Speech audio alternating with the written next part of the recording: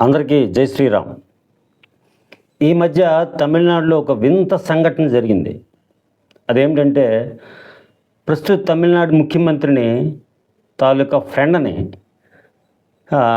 ఒక డిఎంకే గత తమిళనాడు ప్రభుత్వంలో పనిచేసిన ఉప ముఖ్యమంత్రి హేళన చేస్తూ మాట్లాడాడు. వెంటనే పోలీసులు 24 గంటల్లోగా అతన్ని అరెస్ట్ చేశారు. తర్వాత బెయిల్ ఇచ్చారు, విడిపించారు, వేరే సంగతి అనుకోండి. కానీ ఒక ప్రధానమంత్రి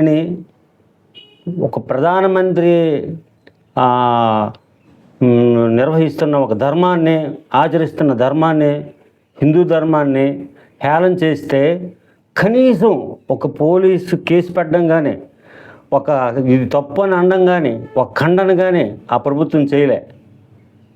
అంటే ఒక అమ్మాయి గురించి మాట్లాడిన వెంటనే రియాక్ట్ అయిన ఈ ప్రభుత్వాలు ఒక ప్రధానమంత్రి ఆచరిస్తున్న ధర్మాన్ని హేళన చేస్తే కనీసం ఖండించకపోగా, అరెస్ట్ చేయకపోగా, చాలా అసలు నిజంగా మాట్లాడినా ఏమీ అనకపోవడం చాలా విడ్డూరంగా ఉంది.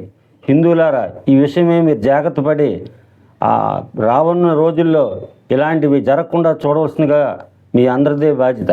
జై శ్రీరామ్.